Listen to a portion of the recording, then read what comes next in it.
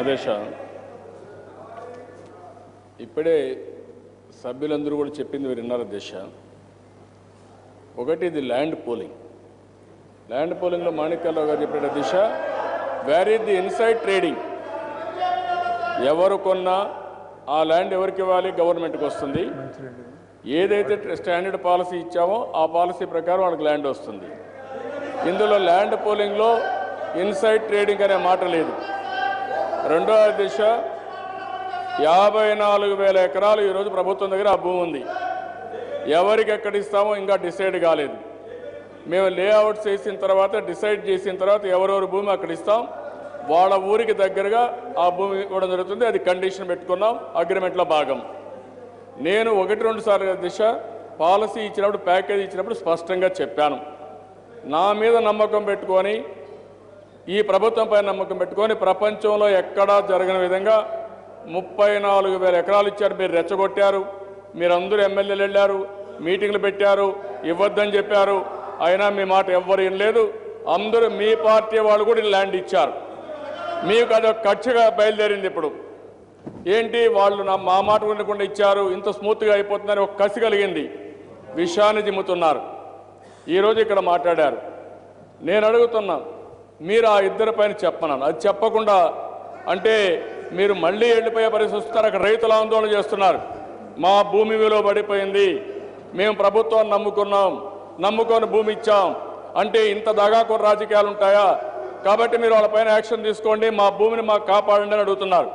అంటే 2 విధాలుగా ఈరోజు ప్రభుత్వానికి అప్రతిష్ట పాలు తెచ్చే పరిస్థితికి వచ్చారు. భూమి విలువ పడిపోతే ఎవరికి నష్టం అధ్యక్ష? రైతులకు నష్టం. మీ ఉద్దేశం అదే, రైతులకు నష్టం జరగాలి, భూమి ఇవ్వకుండా ఎన్నికపోవాలి. ఇప్పుడు భూమి ఇవ్వడానికి కూడా ఇచ్చేసారు వాళ్ళు. పాపం ఇచ్చిన తర్వాత ల్యాండ్ విలువ పడిపోతే నా మీద పడాలి, ప్రభుత్వం పైన పడాలి. ఇది ఎక్కడి విపరీతమైన పరిస్థితి అధ్యక్ష. నేను అడుగుతున్నా, మీకు మానవత్వం లేదని అడుగుతున్నాను, బాధతో అడుగుతున్నా. ఇంత కష్టపడి రైతులు ఇస్తే ఆ రైతుల యొక్క పట్టు కొడితే మీకేం వస్తుందని అడుగుతున్నా. ఎందుకు మారి చేస్తున్నారు? మీరు చెప్పారు, ఇప్పుడు నేను చెప్పన్నాను. మీరు చెప్పిన దాంట్లో వాస్తవం అంటే వాళ్ళపైన యాక్షన్ తీసుకుంటానని చెప్పాను. అధ్యక్ష, నేను చాలా స్పష్టంగా మిమ్మల్ని అడుగుతున్నా. నేను ఒక్కసారి అనౌన్స్ చేయడం కాదు, అన్నీ కూడా చాలా స్పష్టంగా పాలసీలు పెట్టాం. ఇందులో ప్రభుత్వం పెట్టింది ఇంకోటి అధ్యక్ష, మామూలుగా రాజధాని అనౌన్స్ చేసేటప్పుడు ఎవరైనా భూములు కొనుక్కొని తర్వాత రాజధాని అనౌన్స్ చేస్తే ఆ భూమి వాళ్ళు అమ్ముకుంటే అది ఇన్సైడ్ ట్రేడింగ్ అవుతుంది. ఇక్కడ ఎక్కడైతే రాజధాని అనౌన్స్ చేశానో అక్కడ భూమి అంతా ప్రభుత్వమే తీసుకున్నాం. ల్యాండ్ పూలింగ్ ఇచ్చారు, స్వచ్ఛందంగా ఇచ్చారు. ఇక్కడెక్కడ ఇన్సైడ్ ట్రేడింగ్ అధ్యక్ష? ఇన్సైడ్ ట్రేడింగ్ అంటే మీనింగ్ తెలియదు. ఆర్థిక వ్యవస్థ అంటే ఇంత మునుపు నేను విన్నాను, జిఎస్డిపి గ్రోత్ అంటే ఏదో కొత్త నిర్వచనాలు ఇస్తున్నాడు. అంటే దీన్ని బట్టి నాకు అర్థమవుతుంది దిశ, కావాలని డ్యామేజ్ చేయడం తప్ప ఇంకోటి కాదు. నేను ఒకటే మీ ద్వారా అడుగుతున్నా, ఫస్ట్ ఆఫ్ ఆల్ ఆయన ప్రూవ్ చేయాలి. ఎవరైతే చెప్పారో ఆ పేర్లు ప్రూవ్ చేయాలి. ప్రూవ్ చేసిన తర్వాతనే అది కరెక్ట్ అవునా కాదా చేయాలి. ఆయన ఏదైతే డ్యామేజ్ చేస్తున్నాడో దీనిపైన ప్రజలకు క్షమాపణ చెప్పాలి. మా మంత్రులు కూడా చెప్పారు. అవసరమైతే తప్పుడు ప్రచారం చేస్తూ కావాలని ఆరోపణ చేసి దాన్ని ప్రూవ్ చేయలేకపోతే ప్రజలు వాచ్ చేస్తున్న దిశ. కొన్ని వేల మంది రైతులకు సంబంధించిన విషయం, వాళ్ళు ఫెడరేషన్ పెట్టుకుని పోలీస్ కంప్లైంట్లు ఇచ్చారు, కోర్టుకు పోతా ఉంటున్నారు, వీళ్ళపైన దావాలు వేస్తా ఉంటున్నారు. మాకు కూడా కంప్లైంట్ ఇచ్చి వాళ్ళపైన చర్య తీసుకోకపోతే మేము నష్టపోయామని బాధపడుతున్నారు. అధ్యక్ష, దీనికి ఒక పరిష్కార మార్గం లేదని అడుగుతున్నాను. రైతులంతా కూడా దీనావస్థలో ఉన్నారని అడుగుతున్నాను. ఇంత దగాకోర రాజకీయాలు ఎక్కడి నుంచి వచ్చాయని అడుగుతున్నాను. అంటే ఏమైనా చేసుకోండి, వాళ్ళు ఏమైనా కానండి, మీరేమైనా కానండి, రాష్ట్రం ఏమైనా కానీ నా ఇష్ట ప్రకారం చేస్తారనే రాజకీయం చాలా దుర్మార్గమైన రాజకీయం. ఇది మంచిది కాదు. నేను అందుకే మళ్ళీ అడుగుతున్నా, మీరందరూ ఆలోచించుకోవాలి. రాష్ట్రంలో భాగస్వాములు మీరంతా ల్యాండ్ పూలింగ్ చేస్తే ఇన్సైడ్ ట్రేడింగ్ ఎక్కడొచ్చింది? ఆ భూమి మా దగ్గర ఉంది. ఎవరైనా ఇస్తే వాళ్ళు ఎవరైతే రైతులు ఉన్నారో వాళ్ళకి చెప్పిన ప్రకారం ఆ భూమి డెవలప్ చేసిన తర్వాత ఇస్తాం. దాంట్లో ఇంకా ట్రేడింగ్ ఎక్కడ ఉంది దిశ? ప్రతి ఒక్క రైతు తెలిసి ఈ విషయం. ఎన్నోసార్లు మీటింగ్లు పెట్టాం. బలవంతంగా లాక్కున్నారంటారు. ఎట్లా లాక్కుంటారు దిశ? ఒక రైతు చెప్పడా, మీరు పోయి తీసుకురండి, అసైన్మెంట్ ల్యాండ్ లాక్కున్నారన్నారు. నేను అడిగాను, తీసుకొస్తే ఆ భూమి వాళ్ళకే ఇప్పిస్తానని చెప్పాను. ఇలాంటివన్నీ ఉంటే కావాలని చేయడం కరెక్ట్ కాదు దిశ. మిమ్మల్ని కూడా అడుగుతున్నాను, ప్రతిపక్ష నాయకుడు ఉందాగా ఒకవేళ నేను ఏదో అన్నానంటే పర్వాలేదు, ఆయన ఇష్టం, ఆయన సభ్యతకు వదిలిపెడతాం. కానీ నేను అన్నాను, నేను నా మాట జరగాలి, ప్రజలు మాత్రం నష్టపోవాలంటే అది కుదరదు, అది మంచిది కాదు. కాబట్టి ముందుగా ఈ విషయం ఆయన ఒప్పుకోవాలి.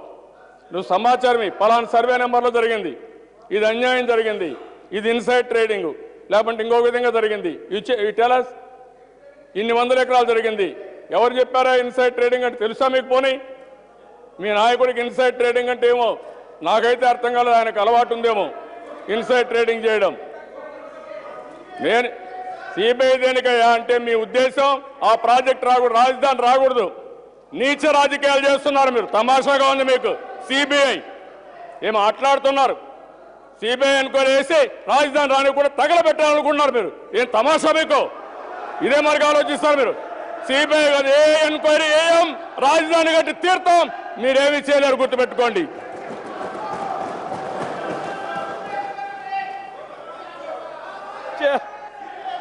అధ్యక్ష, చంద్రబాబు నాయుడు గారికి నిజంగా ఇన్సైడే ట్రేడింగ్ అంటే కూడా ఏమిటో తెలియదు. కనీసం ఆ పదం కూడా దాన్ని ఇన్సైడ్ ట్రేడింగ్ కాదు సార్, ఇన్సైడర్ ట్రేడింగ్ అంటారు దాన్ని. కనీసం ఆ భాష అన్నా నేర్చుకోండి, దాని మీనింగ్ అన్నా తెలుసుకోండి. అధ్యక్ష, అక్కడ సమస్య ఏంటంటే మీ బినామీలు అందరూ మీ భూములు కొని సెటిల్ అయిన తర్వాత వారి భూములు అక్విజేషన్ లేదా పూలింగ్ నుంచి తప్పించి వారి పక్కన ఉన్న భూములన్నీ పూలింగ్ అక్విజేషన్లో తీసుకోవడం అన్నది చాలా అన్యాయమైన విషయం దొరా.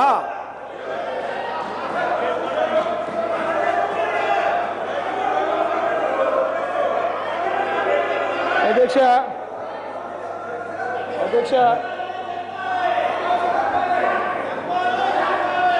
అదే మాదిరిగా అధ్యక్ష ఒకసారి మీ మేనిఫెస్టోని కూడా ఒక్కసారి చూస్తే, మీ మేనిఫెస్టోలో అధ్యక్ష చంద్రబాబు నాయుడు గారు ఎన్నికలకు పోకముందు ఇచ్చిన మేనిఫెస్టో అధ్యక్ష,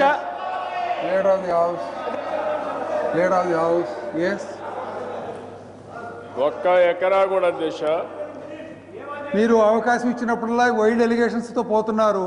మాకు అవకాశం ఇవ్వాలంటే ఎట్లా అండి? ఎవరి మీద ఎలిగేషన్ పెడుతున్నారో వాళ్ళు మాట్లాడాలి కదా.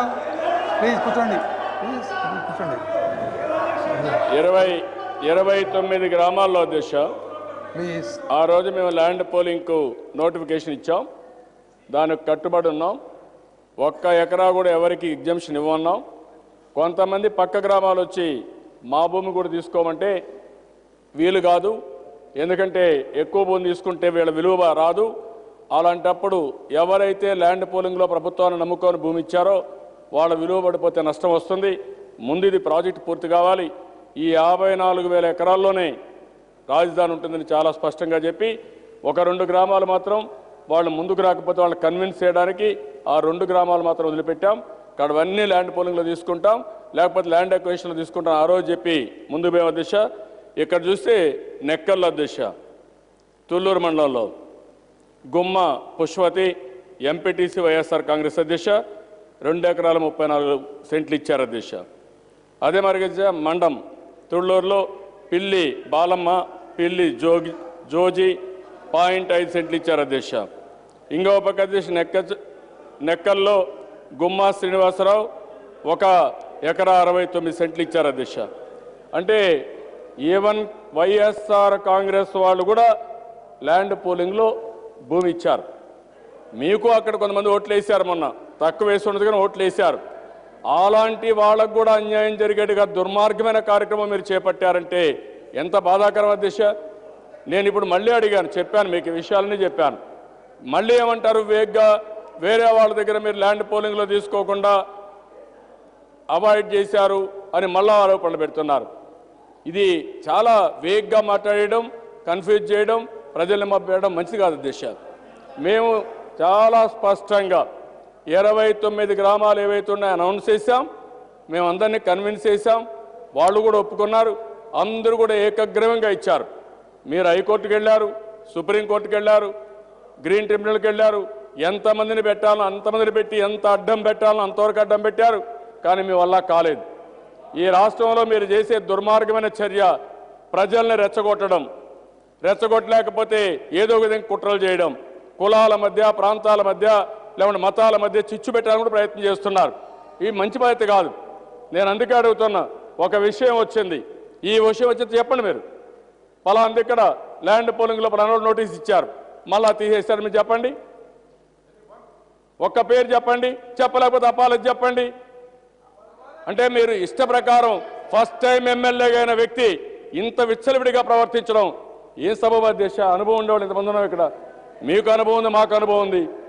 సభా సాంప్రదాయం ఇది, సభా హుందాతనం ఇది, ఇది ఒక పద్ధతి. ఇది ఇష్టానుసారంగా మాట్లాడడం, ఇష్టానుసారంగా చేయడం, లేదంటే ఆరోపణలు పెట్టేటప్పుడు ఒక బాధ్యత ఉంటుంది, బాధ్యత లేకుండా ఆరోపణలు చేయడం ఇది మంచి పద్ధతి కదా అధ్యక్ష. ఇప్పటికైనా సరే ఒక బాధ్యత ప్రవర్తించండి, వాస్తవాలు చెప్పండి, నేను యాక్షన్ తీసుకుంటానని చెప్పాను. ఒకవేళ ఎవరైనా సరే ల్యాండ్ పోలింగ్లో మేము నోటీస్ ఇచ్చి అవాయిడ్ చేస్తుంటే వాళ్ళ పేరు చెప్తే వాళ్ళపైన కూడా యాక్షన్ తీసుకుంటాను. నేను చాలా స్పష్టంగా ఉన్నాం. ఒక్కరిని చూపించిన యాక్షన్. మీ ఉద్దేశం ఏంటయ్యా? రాజధాని రాకూడదని మీ ఉద్దేశం, అక్కడ ఉండే రైతులకు అన్యాయం చేయాలని మీ ఉద్దేశం. దానికోసం మీరు ప్రయత్నం చేస్తున్నారు.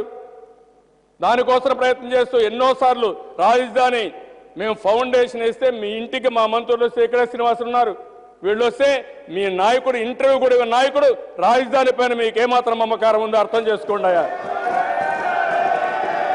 ఇదే మీ నీతి. మీకు రాజధాని పైన వ్యతిరేకత ఉందని ఆ రోజు నుంచి అర్థం కాలేదు.